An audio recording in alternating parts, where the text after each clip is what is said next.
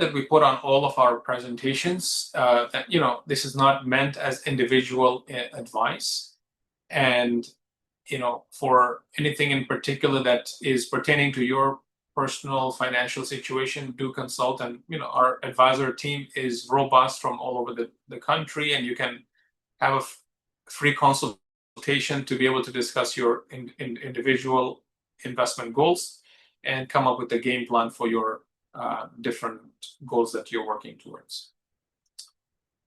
The agenda we're going to cover is going to talk a little about the market performance, some of the themes that played out last year, and then of course everyone is looking forward to hearing about 2026.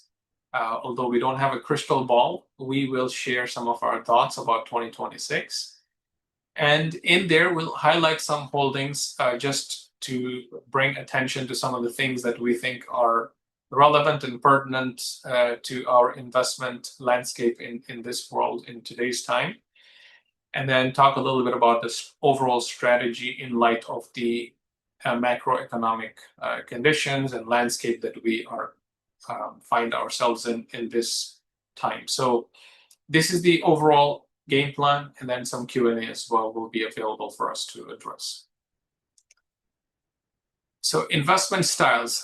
Investment styles can be seen as a menu that you are benefiting from and what choices are available to you. Think of it as a restaurant. When you go to any restaurant of your choice, you're able to pick from a menu. And so similarly, we have some strategies that we have curated that are meant to help investors identify what sort of strategy will make sense for them. So if Naushad is here by now, I would have him kind of address this section. He does a fantastic job, and I can pass this to him if he's good.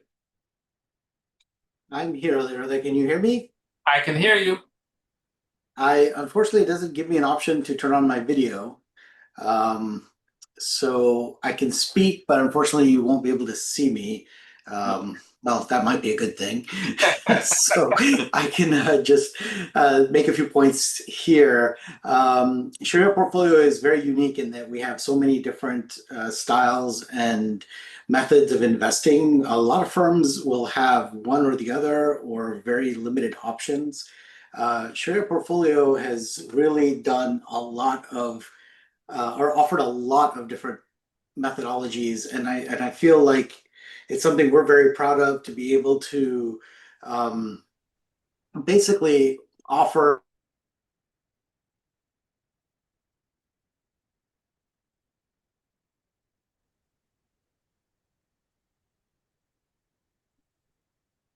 okay. I think you can see me now. So yeah.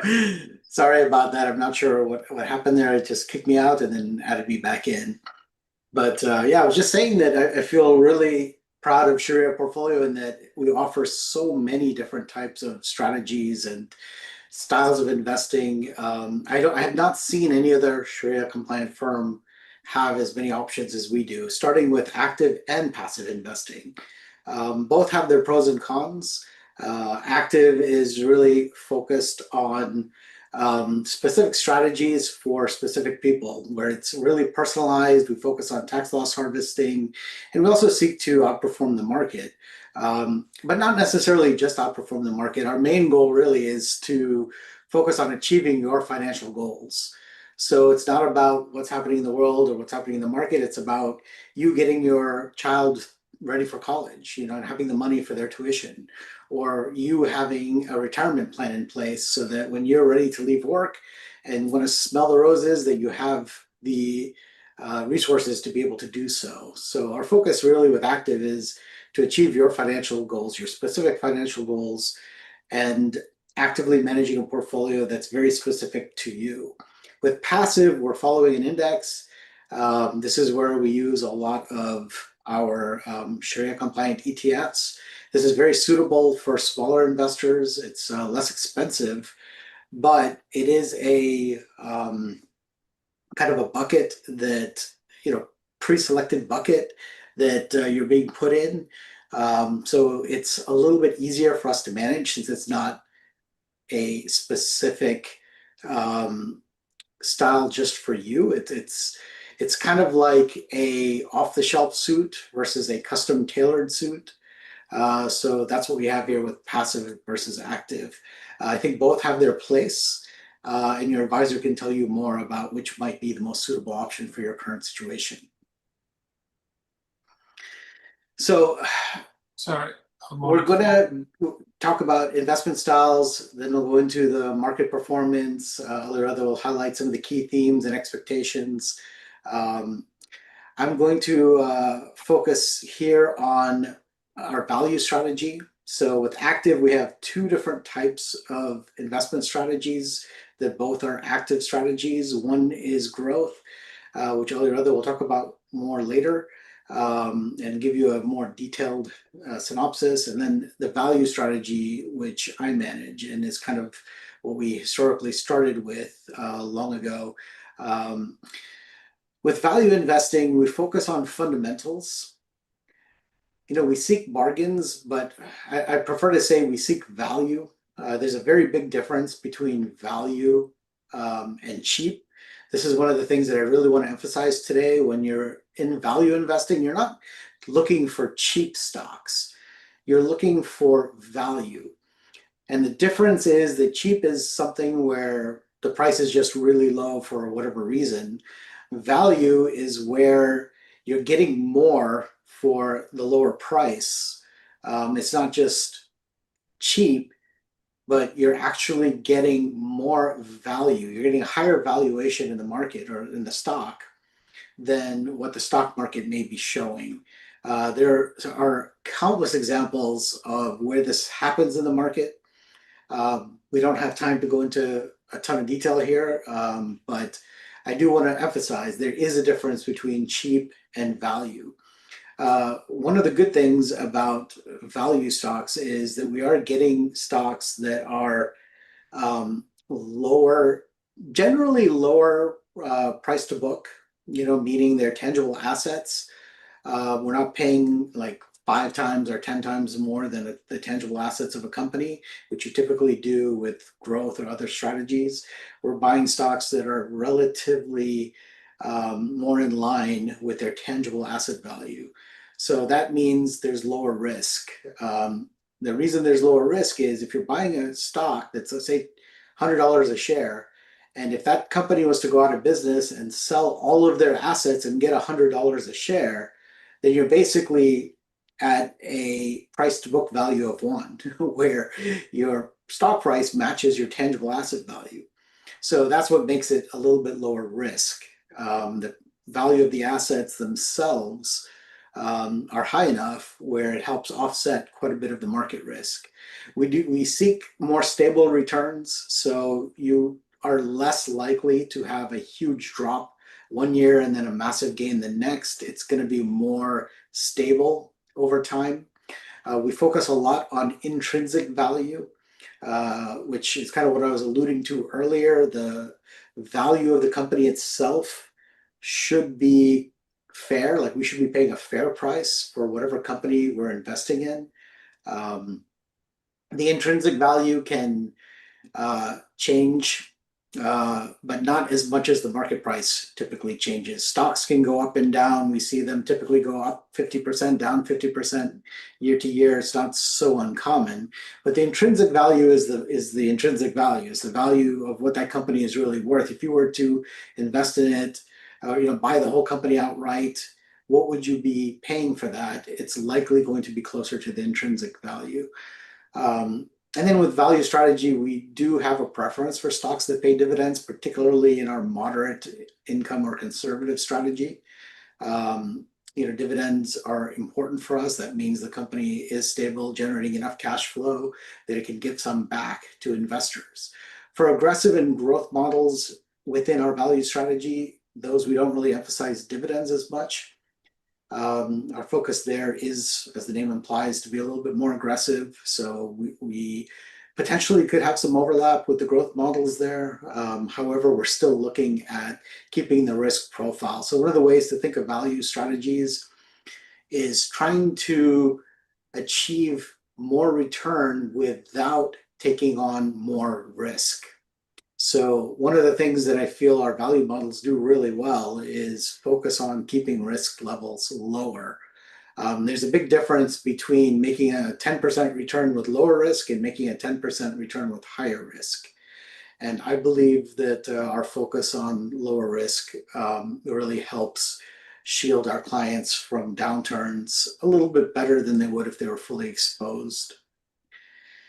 So with the growth model, we have the opportunity to take far more tactical advantage of companies that are in a really favorable position based on industries that are really taking off. So one of the issues with value is you're not necessarily going to catch, certain stocks that are really taking off, like being an early investor in, say, Amazon or Nvidia, for example. Whereas the growth strategy, you have a far more focus on looking at the potential of a company being willing to take on higher volatility with a potential for much higher returns. Now, the PE ratios can typically be higher. The price to book ratios will certainly be significantly higher. But some of these companies can be very disruptive to the industry that they're in and may actually be incredible companies to be a part of. Anyone who's holding shares of NVIDIA for the last few years knows exactly what I'm talking about. The growth opportunities in the markets can be very exciting, but you have to know the industry inside and out and also look at the economy and the market itself to understand that a company may be in a strong position to outperform the overall market. Aliredha focuses on the growth strategy, and I think he does a great job with that. And if you want to chime in here and add something, please feel free to go ahead. Yeah, thank you, Naushad, for that introduction on the strategies that we have. You've done a pretty good job of explaining what growth is all about. I just can add that, think of it as, use this hockey analogy of Wayne Gretzky, right? Some of you are sports fans, and so you probably know what I'm talking about, where he says, play where the puck is going. So a lot of times with growth strategies, it's about understanding where is the market headed, which industries are going to be enabling the future. So, recently, and I'm sure a lot of you have been thinking about some of those like AI, which NVIDIA is kind of seen as as a key player enabling the AI transformation that we are currently experiencing. And that's kind of how you can think of, disruption and, where things are headed. And oftentimes, there is delayed.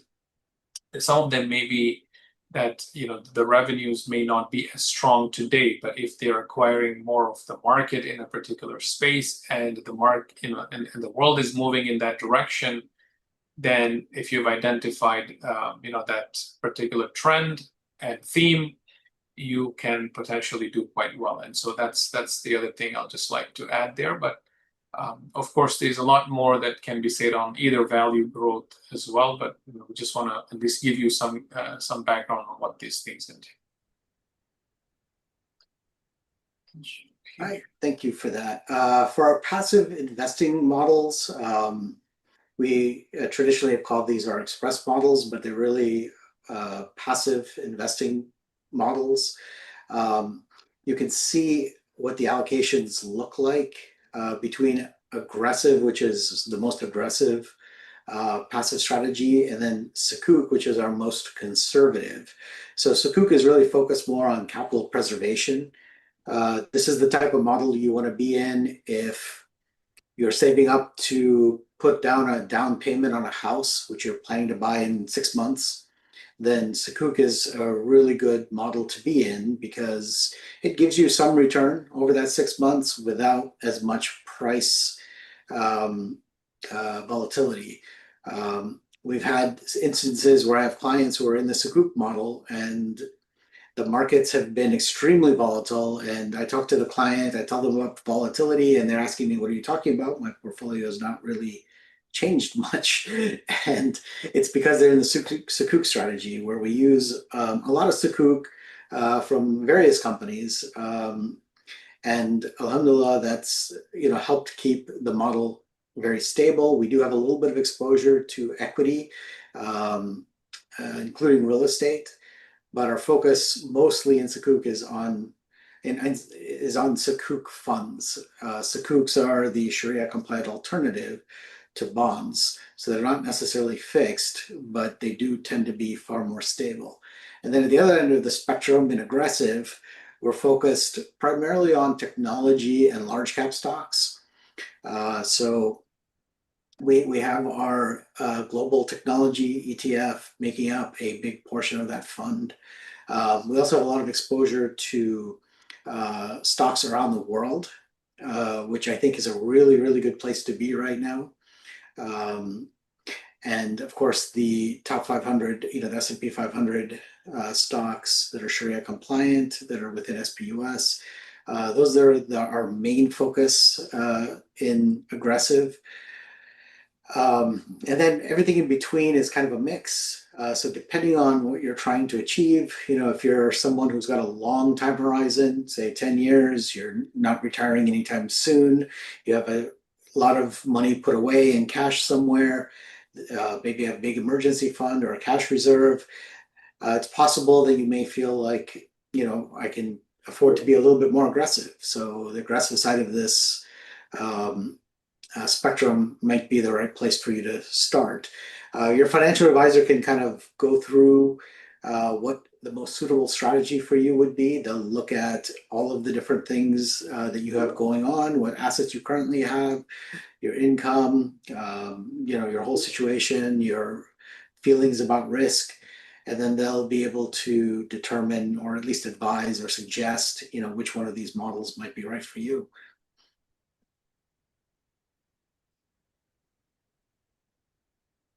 So market performance wise, you can see what the returns look like for our various strategies, and these are all of our active models.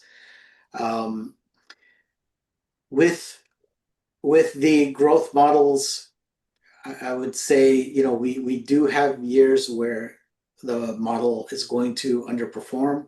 Last year was one of those years, but if you look at the 3-year or 5-year average annual return, it still looks pretty impressive. So with a growth model, you can have one year that may not go right. However, that doesn't mean the strategy is bad. The focus here is long term. Whenever you're investing, whether it's active or or passive or growth or value, you should always be thinking long term. So long term narrative has to be in place before you touch the stock market. So looking at the growth models, if you joined our growth models just 3 years ago, your aggressive average annual return would have been around 47.75%, which is not too bad, not too shabby at all. On the value side, yes, we had an up year last year, but again, our value models focus on stability. So it's less likely to be down in a down year, or I should say it's less likely to be further down than the market in a down year, but it's also less likely to hit the kind of returns that growth has seen in the last couple of years. So in the last few years, our average annual return for aggressive is around 18%. For moderately aggressive, it's about 15%, and for moderate, it's 11.9%, and you can see how it drops as you get a little bit more conservative. So our target returns, we are achieving what our targets are. We're actually exceeding our targets. So alhamdulillah, I'm really happy about that. On the 5-year return numbers, the growth models are achieving their targets. The value models are a little shy. However, we did have a pretty big change in strategy about 5 years ago, which I think accounts for that. And so, I do expect going forward to kind of be more in line with our targets. But alhamdulillah, these are the returns of our existing clients that are in any of these specific strategies. And then for our passive strategies, it's been definitely interesting to see what's happening in the passive space. For the longest time, passive strategies have been outperforming active strategies across the board. I don't mean just with our firm, but with a lot of different firms. However, that's beginning to change. This year in particular, I know the year's just started, but at least the way this year has started, active is actually outperforming passive. And I think with interest rates being a little higher than they've been, it's very likely that that trend may continue, even if interest rates start to drop. When interest rates are very low, passive investments will tend to do very, very well. In a higher interest rate environment, at least in my opinion, I think active has a much better chance of doing much better. And as you can see in the 1 year, or even in the 3 years, passive has done quite well, but I think things are going to start to change. But nevertheless, passive, the objective with passive is to be very diversified. And if you've heard about diversification being a winning strategy, then the passive models are a good place to look. Because with active, we might have 15 to 20 stocks in a model. With passive, you typically have several hundred. So it's much, much more diversified, and it can be a good place to be, but year to year, we'll see how things turn out. But I do think the active strategies are going to do quite well going forward, while the passive strategies have done really well in the last 5 years. Our target date funds are still relatively new. We just launched those. It's only been 1 year, and they're off to a really good start. They beat the S&P 500 last year, at least the 2040 and 2050 fund. The 2030 fund, of course, is more conservative because 2030 is right around the corner. We're only 4 years away. So this is going to be in a more conservative strategy.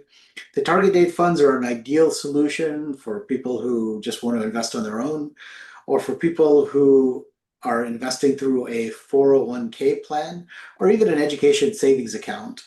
And the reason why it works so well for those is because you have a specific date that you may be wanting to retire in.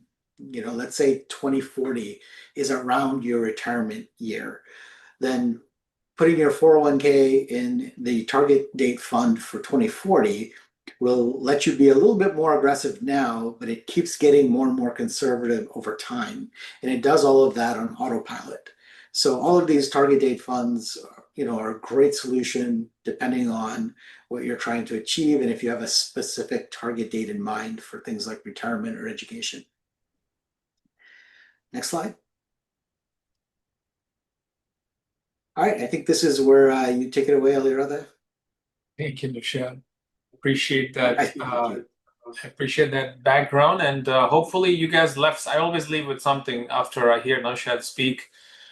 There's always some nuggets that even I benefit from, so I hope it is beneficial for you all as well. So turning into the next phase of our program here, we'll be covering some of the themes that played out in 2025. And then also talking about, some of the highlighting some of the stocks that, we can draw some attention to. And then, of course, our expectations for 2026, we will be covering some of those as well. So in 2025, I like to share this scorecard is as a way to show how different categories played out. Going into 2025 at the beginning, we had some thoughts, and let's evaluate. Did some of those things play out? And if so, what happened that we were expecting, and what are some things that we did not necessarily expect, but all took place, in front of our eyes. So one of the things that I'm sure a lot of you had heard Naushad talk about is emerging markets, developing worlds.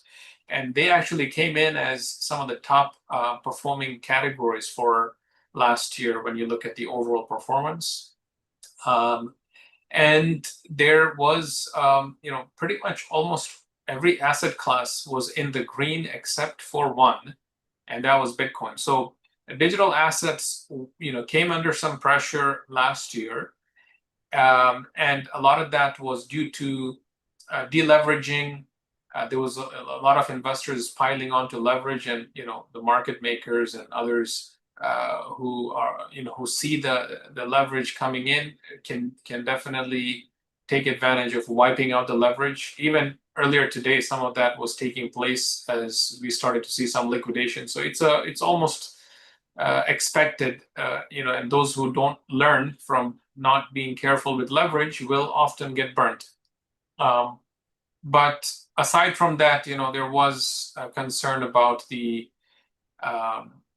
some of the geopolitical side of things, and liquidities in particular drying up was partly the cause of some of the weakness that we probably experienced. There's, of course, healthy profit taking. A lot of investors who were early investors in Bitcoin probably looked at the 100K to 120K level as a good profit taking level for themselves and as a way to rebalance. But that was kind of the outlier. Everything else did really well, and gold, of course, took the crown as the best performing asset class. Gold and silver, in particular, did really well last year, and a lot of that, is attributed to the demand that was coming in from China. China central bank was buying a lot of gold, and part of that is as a way to wean off of the dollar and the U.S. Treasuries kind of being the reserve asset or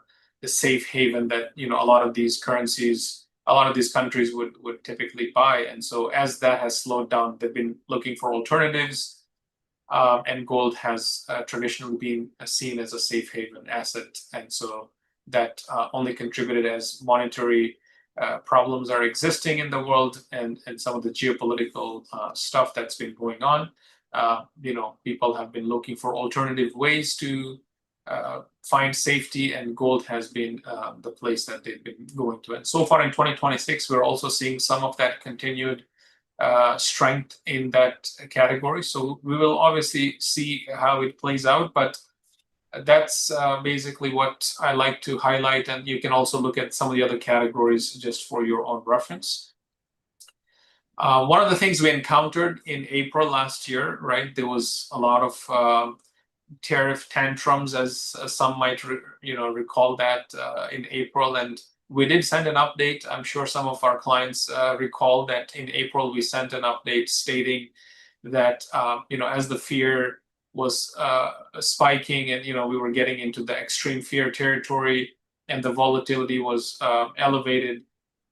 This was actually presenting a good buying opportunity, because generally speaking, when you get these sharp declines in short periods of time, the markets tend to rebound, in the coming weeks and months. And so, although we didn't have a clue exactly as to when the market would make a big comeback, it happened in 90 days from that big decline.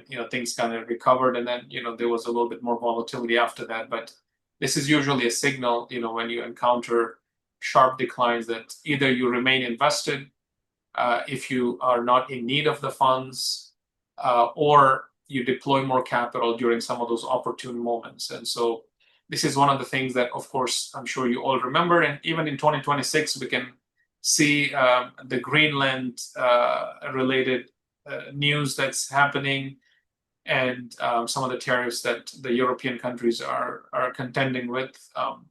And so how the tariff narrative plays out will be something that we'll have to watch. But that was one of the key themes and topics of last year. There has also been people asking, are we in a bubble? And so I wanted to address that as well here. If you look at the past analog, especially during the dot-com tech bubble that played out, you can see that during that time, the PE ratios as one of the measures to identify whether or not we're in a bubble, right? You can look at the PE ratios, and the Cisco and Oracle obviously stood out, and they were trading at 120, 130 PEs, which obviously was too high at that time. However, in today's market, if you look at the big tech firms, Google, Nvidia in particular, trading at 25 to 31 multiple does not necessarily scream bubble in any way, shape, or form. Does that mean that they are overvalued? Not necessarily. Does it mean that they are cheap? Not necessarily as well. They're not in bargain territory as value investors might look. But considering the bubble concerns that people have, I would say there are going to be casualties along the way, but it is less likely that some of these big tech firms are in any kind of bubble situation. And if we look at the growth that's happening, especially in the data centers that we are seeing, the US obviously is leading globally in that. There's over 40 billion worth of US data centers under construction, which is almost a 400% increase since 2022. This type of infrastructure surge is not just about the servers. When you kind of think about what's actually happening, it's basically laying the foundations for a new global economic transformation that is going to be powered by AI. So, of course, some of these higher valuations could be justified for the key players enabling this transformation. But again, from a bubble territory, we don't necessarily see that as pronounced as might appear from the news cycle. Government shutdown was another thing that played out last year, and we may even see another shutdown this year. But history has shown us that when those shutdowns happen, those generally create good buying opportunities as well. The bond market is something I like to highlight a little bit of as well. So in the last 65 months, we have seen bonds which generally are seen as a category or an asset class that investors turn to for safety, stability for their portfolio. But in light of the negative performance, right, the last 65 months, we're seeing a negative 17% return in the BND as an example, which is the Bloomberg US Aggregate Bond Index. Or if you turn to the TLT, it's probably closer to 48% in the whole. So when you see things like that, that usually is a sign that there is some structural issue going on that is affecting the bond market. And investors are obviously going to pay attention much more closely to their money when the traditional categories that are meant to provide stability are failing to do so. So, we're noticing a lot of narrative on investors kind of considering other alternatives away from the traditional 60-40 portfolio. So we can see, equities obviously still playing a big role because of the historical returns that come with that category. But in place of bonds, these are some of the alternatives that are being highlighted, commodities like gold, or even, cash is a good strategy to have sometimes, right? Holding on to some cash can allow investors to take advantage of some of those dips.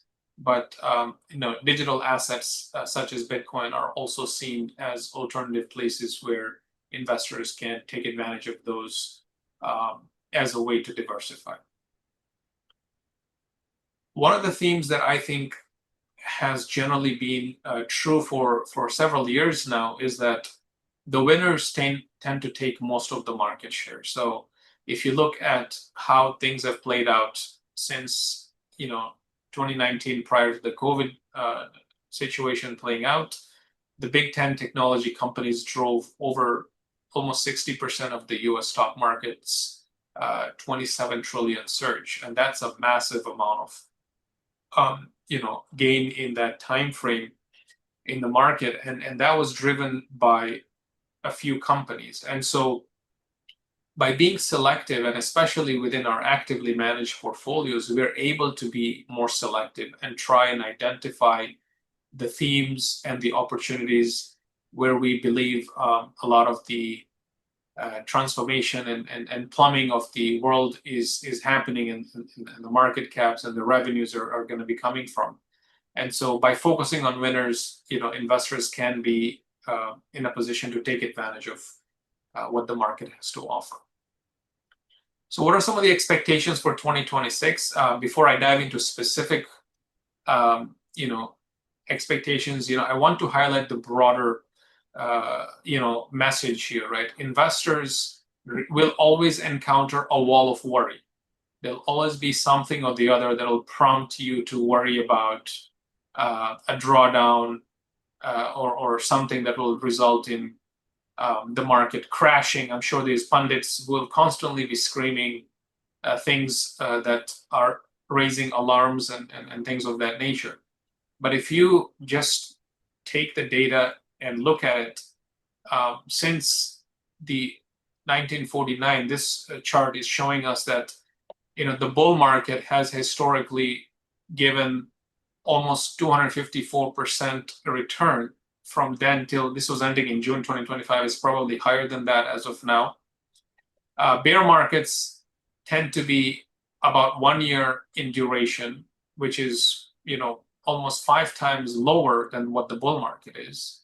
And the returns and the drawdowns, I should say, during the bear markets are also lower, shallower. 31% versus 250% is a big difference. So whenever panic sets in and fear creeps in, just try and remind yourself that the markets tend to go higher over time, much more than the pain that you might be experiencing during the short term or whatever that headline is. Of course, past performance does not mean the future is going to be the same, but there is a lot of good message and lessons that we can take from historical analogs. So for 2026, there's a rule of first 5 days, right? I know there's a lot of different things that are said about what we can expect for the rest of the year, but usually one of the gauges is what happens in the first 5 trading days. And if the S&P is up more than 1%, historically speaking, the full year is positive more than 87% of the time, and up on average about 16%. So again, if this holds true and this plays out as we've seen in the past whenever we've encountered a positive start to the year, then 2026 might be shaping up to be another positive year. And if we say, also using this chart highlighting the bull market average of 5.3 years, if the start of the bull market was October 2022, because that is when we can look at the beginning of the early stages of the bull market following the rate hikes that we were experiencing in 2021 as a way to combat inflation and to cool down the economy. Some of those things played out. But in 2022, there was clearly the start of a bull market in October. And that means we're probably around year 4. So if we believe 5.5 years is the average, then I would still say that 2026, even based on that alone, could be a good year. But again, we don't rely 100% on that. There's other signals to watch out for. The dollar index is another thing that I think is important to highlight.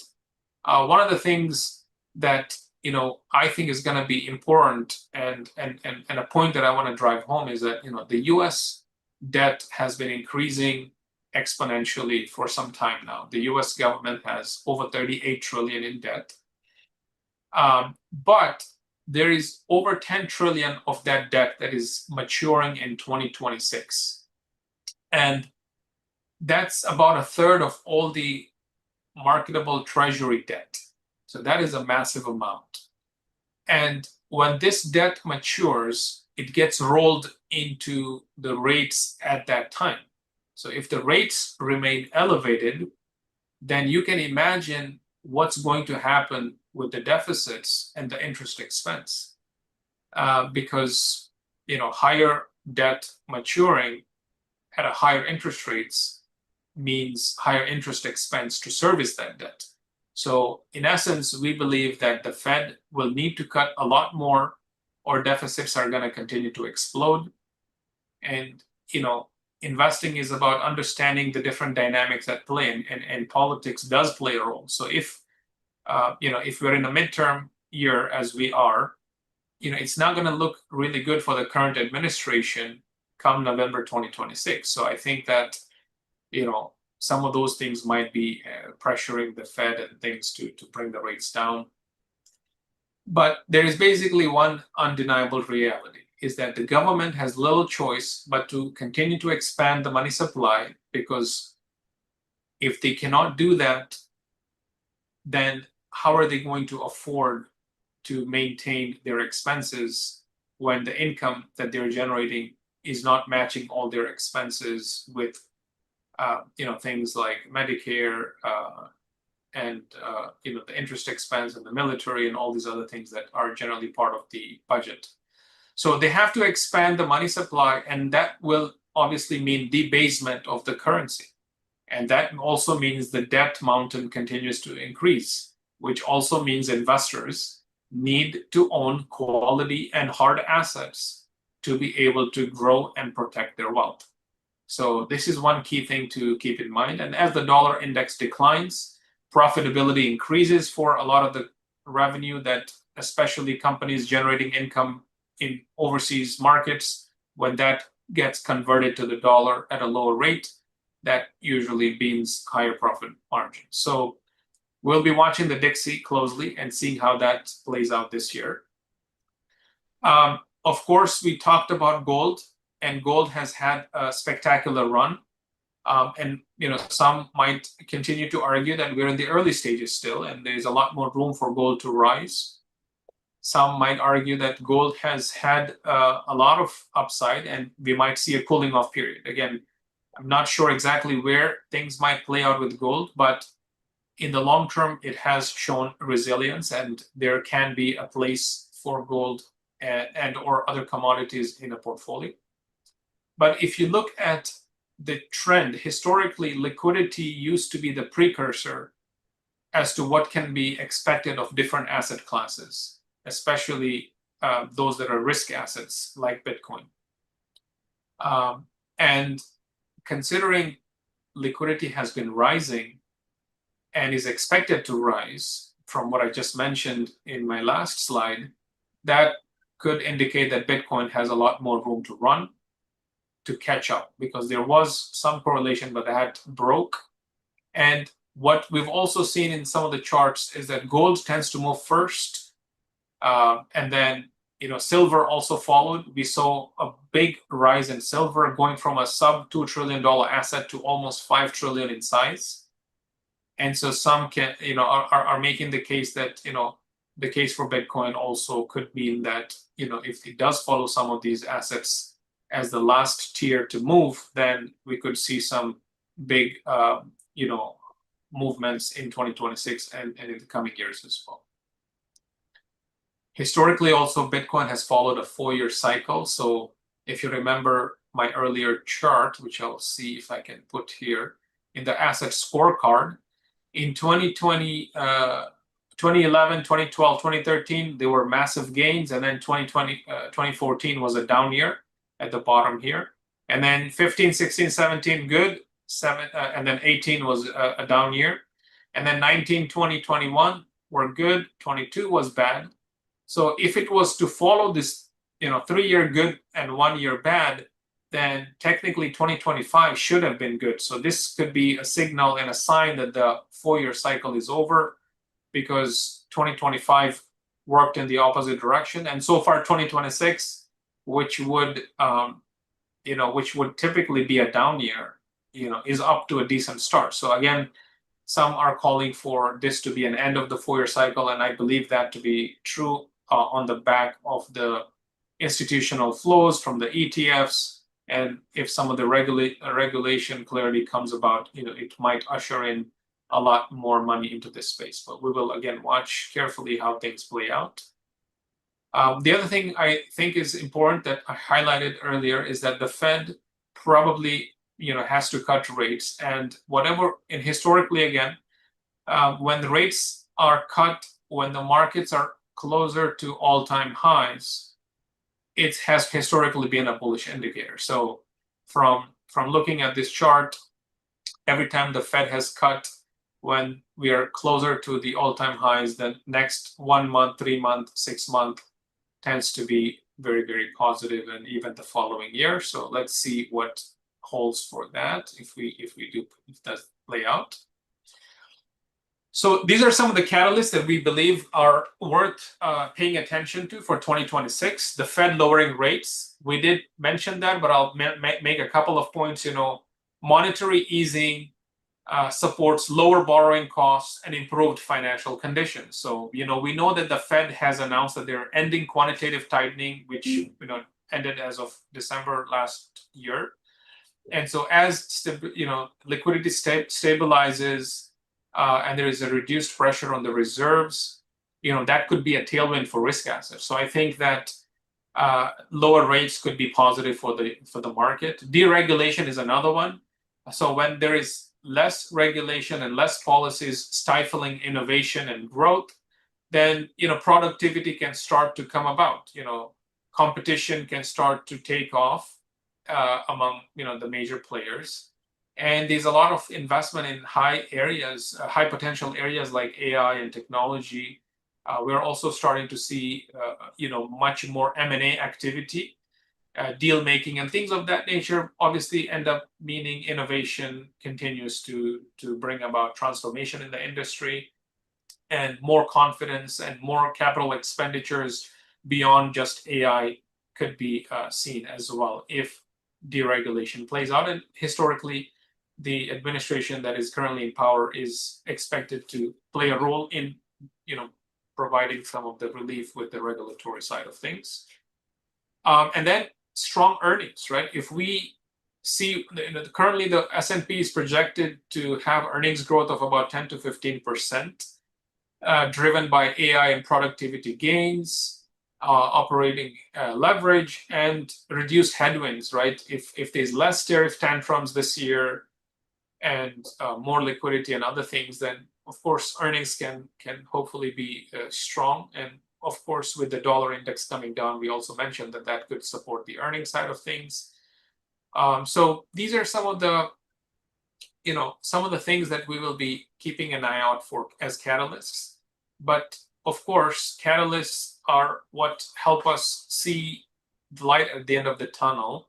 But there's also some of the things that might hold the market back. And if valuations get out of hand, then that could be a little bit of a concern for market taking a breather or pulling back. And elevated valuations, especially in some of the high-flying stocks, is something to keep an eye on, especially if, the problem with the bubble thing also that I mentioned earlier is if there is an increase in the price, but earnings and revenue do not materialize, that's when bubbles start forming, right? When you have revenue to support the valuation and the price increase, then, there's less problems to be worried about. But if we start to see that a lot of these companies that are spending so much money are not able to convert that capital expenditure into tangible revenue for their businesses, then, if the monetization lags massively, that could be a big concern. Or if we start to hear deceleration in AI infrastructure spending, those are some of the short-term concerns that could play out. We will have to be mindful of those. The other thing is, geopolitical instability, trade concerns. We talked about earlier the Greenland issue, and hikes on NATO countries, among other things, could be a problem to growth. Disruptions in supply chains, among other things, could happen. And so, we definitely want to keep an eye out, especially with China, because, they're a key player and one that the US wants to obviously try and get ahead of, but at the same time collaborate with, so that there is no bigger retaliations from their side. And then, of course, the rapidly expanding US debt. The debt could be a double-edged sword. It could, the fact that it's increasing means, the financial system is going through a lot of strain, and people need to look for alternatives. And, gold and silver have been screaming that there is a problem with the current system. And we believe that other categories like Bitcoin could also be beneficiaries of the alternative that people look for. But at the same time, we want to be mindful of how much debt continues, because the interest expense will be a problem. Is Congress going to increase the debt ceiling? And sustainability could concerns come about. So are investors going to have the same level of confidence in U.S. assets, in the treasuries? Probably not, as debt continues to be a problem. So we have to watch the risks that are out there in conjunction with the catalysts like rate cuts and deregulation and the earnings strength, and see what plays out in 2026. I'm going to talk briefly now about some of the holdings. Tesla being one of the ones that has been a cornerstone of some of the growth strategies. And you can see that a lot of people who have historically seen them as just an EV company, they're redefining themselves over time and coming up with updates in terms of their ecosystem, but also their mission is evolving as they're able to penetrate more and more areas, and they're focusing on sustainable abundance for all is what they've been highlighting. But these are all the different lines of businesses that Tesla is involved in. And even the chips, they're starting to get into chips and building out the A15, because these are important to their different projects like self-driving and the robots that they're working on. And so it makes sense for them to try and bring the costs down to enable all these initiatives. And if you look at the different categories that Tesla is involved in, any of these lines can be, trillions of dollars of potential. And so this is why we get excited about this kind of company within the growth lens. Strategy, which is the renamed name for the company MicroStrategy, is another name that we've generally focused on. In this particular chart, we're highlighting the MNAV, which is the measure of how much the company is worth relative to their the assets that they own. So in this particular case, they currently own about 709,000 Bitcoin as of their latest purchase earlier this week. And it gives them a market cap or enterprise value. The Bitcoin holdings alone are about $63 to $64 billion, assuming a 90,000 Bitcoin price. But the market cap, if you check, is about 51, 52 billion. So there is obviously a mismatch in terms of how this company is getting valued. Historically, their MNAV has traded much higher, and that's usually when there is a premium associated with the yield they're generating and the price of Bitcoin going up. But when Bitcoin is kind of languished, the MNAV has come down, and this could essentially effectively be seen as trading in value territory. But it is a volatile beast, as you guys have seen. And last year was not a good year, and that probably had a lot to do with the underperformance for the growth strategies. But the potential is there as they acquire more Bitcoin, and kind of if the expectation is Bitcoin is going to have a good year this year, then MicroStrategy could be able to benefit from that as their stack of Bitcoin continues to increase. CleanSpark is another one that we have held for some time. They have historically been a Bitcoin mining stock, but they have been pivoting towards AI. And AI, according to the Bloomberg chart here, shows that it's expected to drive US power demand over the next few years. And the data centers are going to need energy to be able to provide the necessary power to sustain all of these infrastructure buildouts and the power-hungry applications that AI generally tends to have. So, the companies that are going to be able to provide that type of energy will definitely be ones that we want to keep an eye out. And CleanSpark currently has about 1 gigabyte of energy capacity, and they're building more and more of that. So this is something that we're going to be watching and seeing how that plays out, especially as demand is continuing to accelerate. Vertiv is another stock that is kind of seen as a picks and shovels for the AI revolution. They provide the power and cooling, for the high density AI data centers. They raised their full year guidance in October. Their sales have been increasing, and revenue as well has been increasing. So it was about 6.8 billion in 2023. It was about 8 billion in 2024, and 2026 now is expected to be, over 12 billion. So it looks like they are growing at about 20 to 21% in terms of the forecasts that have been put forth from the analysts. But we will see how this plays out. And of course, NVIDIA being the key player, if you look at the valuation, despite their massive increase over the last few years, their PEG ratio, which is another measure of valuation that we look at, is under 1. And normally a PEG under 1 signifies that a company is undervalued. And this company is currently showing that. And also the forward PE being, under 25 or at least under 30 for sure, tells us that, NVIDIA could still have more upside as the AI revolution continues. And finally, especially in our growth strategies, I've focused on the AI-related companies. We've been, highlighting some of those stocks here. We also mentioned, the winners are going to be the ones that we want to obviously be able to highlight and position ourselves in. And AI computing is exploding. So, as the economy is getting shifted, and the industry, AI is being seen as a key category to watch out for as the market continues to mature. But AI adoption is accelerating. There's no doubt about that.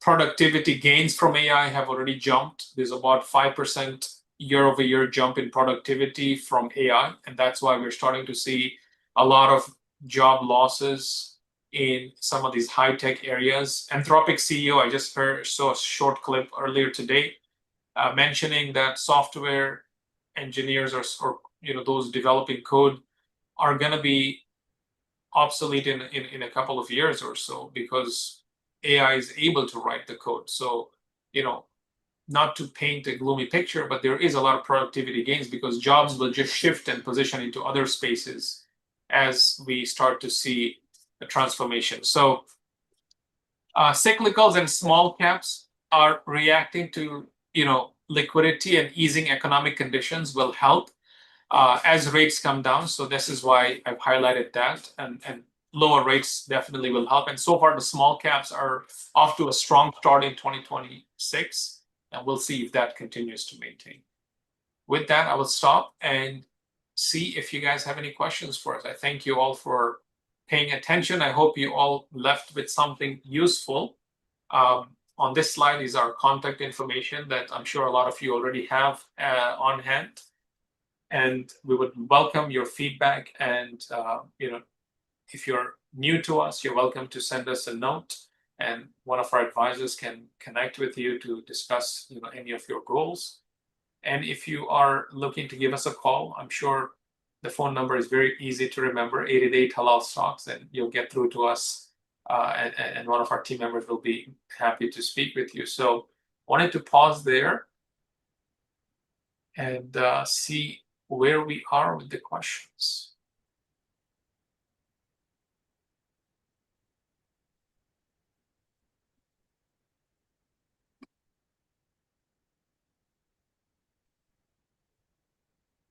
I think everyone is waiting for dinner.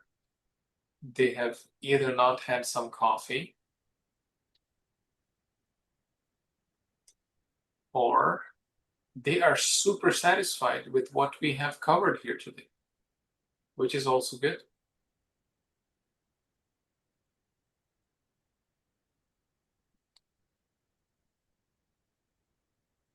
answered most of the questions. Okay.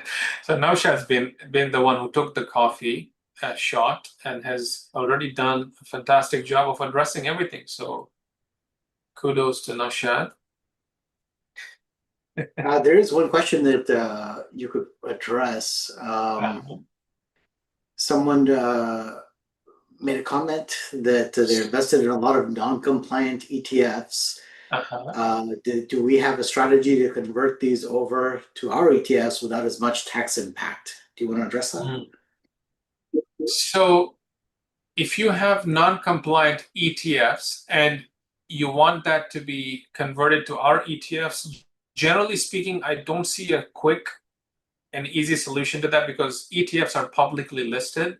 And unlike private funds, which I know sometimes you can do something like a 1031 exchange, where you can get out of one property, for example, and swap it into another property as a way to avoid having to pay capital gains, for example, right? And do a swap of that nature. That those things might be possible, but I don't currently see a way where you can just swap out one fund for another. But there can be a gradual transition that can be implemented where it's not as challenging from a tax standpoint, especially if you're dealing with a taxable account. And that's where working with an advisor can definitely help you get an idea of how to make that transition smooth, because there might be some that are down, some that might be up, and those, by offsetting some of those, you might not have as much taxable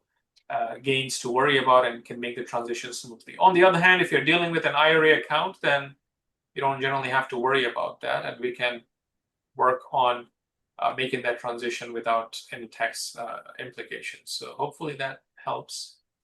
I see some questions on Bitcoin. I can address that, but I want to make sure on that particular one that we're good.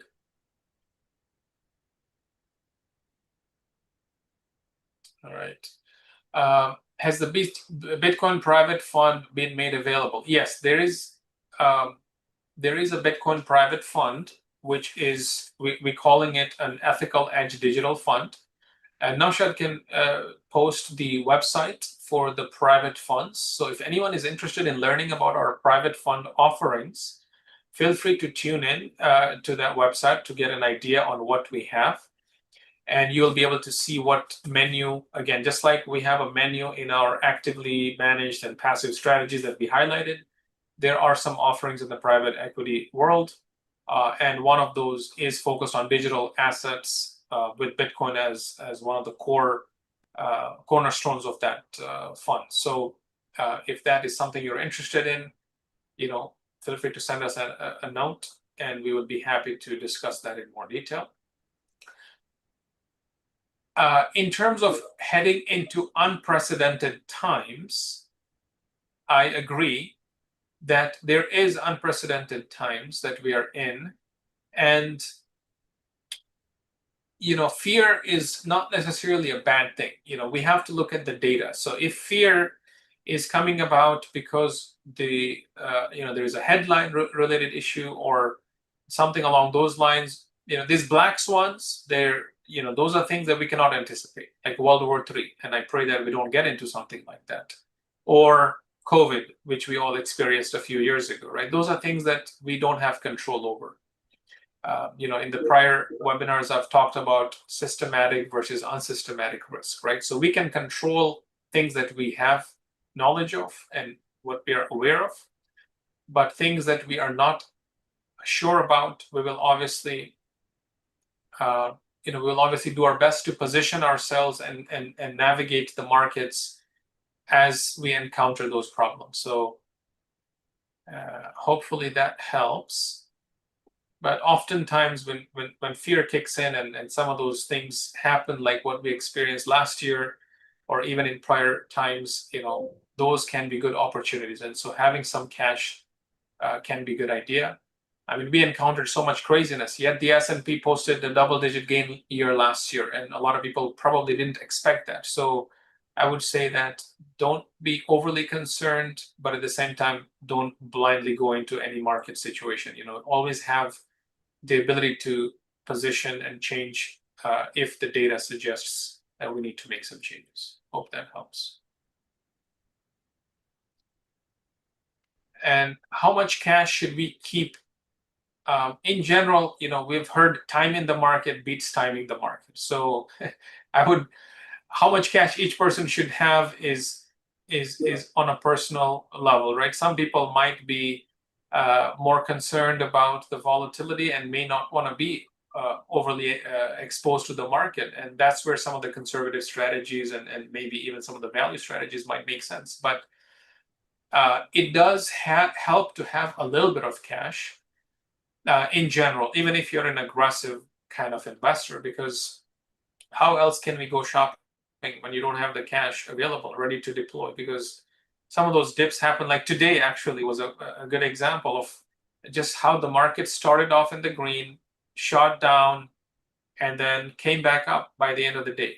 So if you're looking to take advantage of those, sometimes days like today could give you a good nibbling opportunities as well. But I don't believe in holding too much cash, because then you're subject to debasement and inflation eroding the purchasing power, and so you don't want to be holding too much cash unless you have specific needs, and things of that nature. But if it's not for any short-term needs, then definitely having a little bit, 5-10% maybe, is not a bad idea.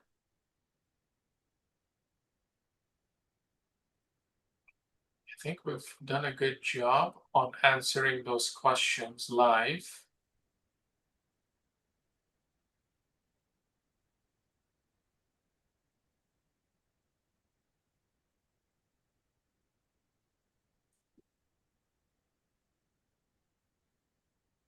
All right, so we had some pretty good teamwork here answering all these questions. Naushad, I'm glad we worked well together. Like, in that sense, you knocked out some of those, and I didn't have to worry about them. I didn't even look at all the questions, but that's great. But we really appreciate everyone who has tuned in here. We value those of you who are clients. We really value your business. We wish always the best for all of our clients. And if there is something that you'd like to hear from us for future webinars, or if you have a question that you've been curious about but didn't get a chance to submit, just reach out. We're open book, we're available, and we're happy to discuss that with you. If there's a friend or a colleague who can benefit from what we have to offer, feel free to make that introduction, and our team would be glad to connect with them. And finally, Ramadan is coming up, so I wish you all early Ramadan Mubarak. We will probably have a Zakat webinar, which we tend to do, so I know a lot of you might be thinking about that. And hopefully stay tuned. We have a lot of exciting things planned out for 2026, and mostly excited to be able to continue working with our existing clients and serving you in whatever way that we can. Naushad, any other comments from your side? No, I'm looking forward to another amazing year of working with our incredible clients. We're very excited about having clients all over the US. A lot of people don't know, but we actually have clients in 14 different countries now, and offices in 2 different countries. So alhamdulillah, it's our clients that have helped us get here, and we really appreciate their support. And our focus is, especially as a Muslim-owned business, for us, this isn't just business, this is also personal. So Sharia compliance means a lot to us. Even for people who don't necessarily want to invest with us and just need advice, I'm happy to see people taking an interest in Sharia compliance and not compromising your personal values. So that's what I love about the work that we do. And I'm thankful for everyone that joined us today. And I think a lot of people will also watch this from our website, whenever it's at a convenient time for them. And so for everyone that's taken an interest, thank you so much. And inshallah, may all your income be halal going forward. Thank you. Assalamu alaikum.